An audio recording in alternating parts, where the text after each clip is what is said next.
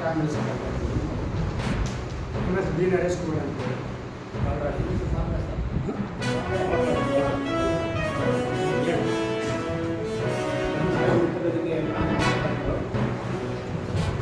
ದಿನ ಪತ್ರಿಕಾ ಮಾಡುವ ಉದ್ದೇಶಗಳು ಅಂತಂದರೆ ನಮ್ಮ ರಾಯಚೂರು ಜಿಲ್ಲೆಯ ಅತಿ ಸೀನಿಯರ್ ಲೀಡರ್ ಆಗಿರುವಂಥ ನಮ್ಮ ವಸಂತ್ ಕುಮಾರ್ ಸರ್ ಅವರಿಗೆ ನೂತನವಾಗಿ ರಚನೆ ಆಗುವಂಥ ಕ್ಯಾಬಿನೆಟ್ನಲ್ಲಿ ಅವರನ್ನು ಮಂತ್ರಿ ಸ್ಥಾನಗಳನ್ನು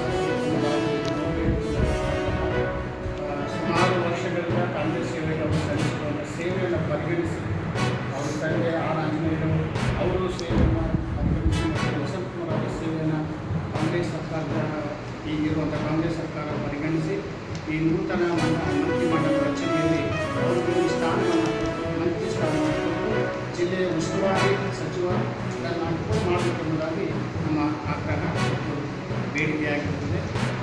ಹಾಗಾಗಿ ನಾವು ನಿಮಗೆ ಈ ವಿಷಯವನ್ನು ಈ ಪತ್ರಿಕೆ ಮುಖಾಂತರ ಮಾನ್ಯತೆ ಮುಗಿಸಬೇಕಂತ ನಾವು ಕೇಳ್ಬೋದು. ಈಗಾಗಲೇ ನಾವು ನೂತನವಾಗಿ ರಾಜ್ಯಾಧ್ಯಕ್ಷ ಕಾಂಗ್ರೆಸ್ ಅಧ್ಯಕ್ಷರಿಗೆ ಕಳಿಸಿದ್ದೇವೆ ಮತ್ತು ಹೈಕಮಾಂಡ್ಗೂ ಕಳಿಸಿದ್ದೇವೆ. ನಿಮ್ಮ ರಾಜ್ಯಾಧ್ಯಕ್ಷರು ಮತ್ತು ನಿಮಗೇನಾದರೂ ಧರ್ಮಸ್ಥಳಕ್ಕೆ ಏನಾದರೂ ಬರೋಕ್ಕೆ ಹೇಳಿ ಪಕ್ಷದವರು ಏನೇ ತೀರ್ಮಾನ ತೊಗೊಂಡ್ರು ನಾವು ಎಲ್ಲದಕ್ಕೂ ರೆಡಿ ಇದ್ದೀವಿ.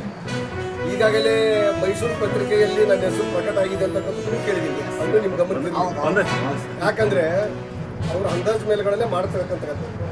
ನಾನು ಒಬ್ಬ BJP ಶಾಸಕನಾಗಿ ಇವತ್ತಿಗೂ ನನ್ನ BJP ಶಾಸಕ ಅಂತೇಳಿ ನನಗೆ ಆಫೀಸ್ನಾಗ ಒಳಗೂ ಬರಬಿಟ್ಟಿಲ್ಲ. ಅವರು ನನಗೆ ನನ್ನ ವಿಷಯಗಳು ಕೇಳಕ್ಕೆ ಹೋದಾಗ ಕ್ಷೇತ್ರಕ್ಕೆ ಅನುದಾನ ಕೇಳಿದ್ರು BJP ಶಾಸಕ ಅದನ್ನು ಯಾಕೆ ಕೊಡಬೇಕಂತ ಈ ಬಗ್ಗೆ ಮಾತಾಡ್ತಾರೆ. ಒಂದೇ ನನ್ನ ಬಿಸ್ನೆಸ್ ಬಗ್ಗೆ ಕಂಪ್ನಿ ಅಂತೂ ಸುಮಾರು 40 ವರ್ಷಗಳಿಂದ ನಾನು ಗುತ್ತಿದಾರಿಕೆ ಮಾಡ್ಕೊಂಡು ಬಂದಿರ್ತಕ್ಕಂಥವ್ರು. 3 ವರ್ಷ ಆಯ್ತು ಈಗ ಸರ್ಕಾರ ಬಂದ ಮೇಲೆ ನನ್ನ ಕಂಪ್ನಿ ಬಂದ್ ಮಾಡಿದ್ದೆ. ಇವ್ರಿಗೆ ಓಟ್ ಹಾಕ್ಬೇಕಾ 750 ಕೋಟಿ ರೂಪಾಯಿ ನನ್ನ ಬಿಲ್ ಹಿಡ್ಕೊಂಡು ಕೂತಿದ್ದಾರೆ. ಇವತ್ತಿಗೂ ನನಗೆ ₹1 ಪೇಮೆಂಟ್ ಕೊಟ್ಟಿಲ್ಲ. ನನ್ನ ಕಂಪ್ನಿ ಬಂದ್ ಮಾಡಿದ್ದೀನಿ. ಕಾಂಗ್ರೆಸ್ ಓಟ್ ಹಾಕ್ಬೇಕಾ ನಾನು BJP ಅವರಾಗಿ 172 ಕೋಟಿ ರಿಕವರಿ ಮಾಡಿದ್ದಾರೆ. ಇವತ್ತು ಅದಕ್ಕೆ ಓಟ್ ಹಾಕ್ಬೇಕಲ್ಲ. ನಾನು ಭಾರತೀಯ ಜನತಾ ಪಕ್ಷದ ಶಾಸಕ.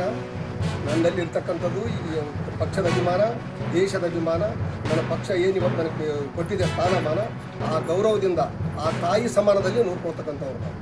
ಆ ಒಂದು ಉದ್ದೇಶದಿಂದ ಇವತ್ತು ಭಾರತೀಯ ಜನತಾ ಪಕ್ಷದ ಇವತ್ತನ್ನು ನಾವು ತಾಯಿ ಸಮಾನ ನೋಡ್ತೇವೆ. ಅದೇ ನಾವು ಇವತ್ತು ಅಳವಡಿಸಿಕೊಂಡಿರ್ತಕ್ಕಂಥದ್ದು ಕಾಂಗ್ರೆಸ್ ಅಭಿಮತ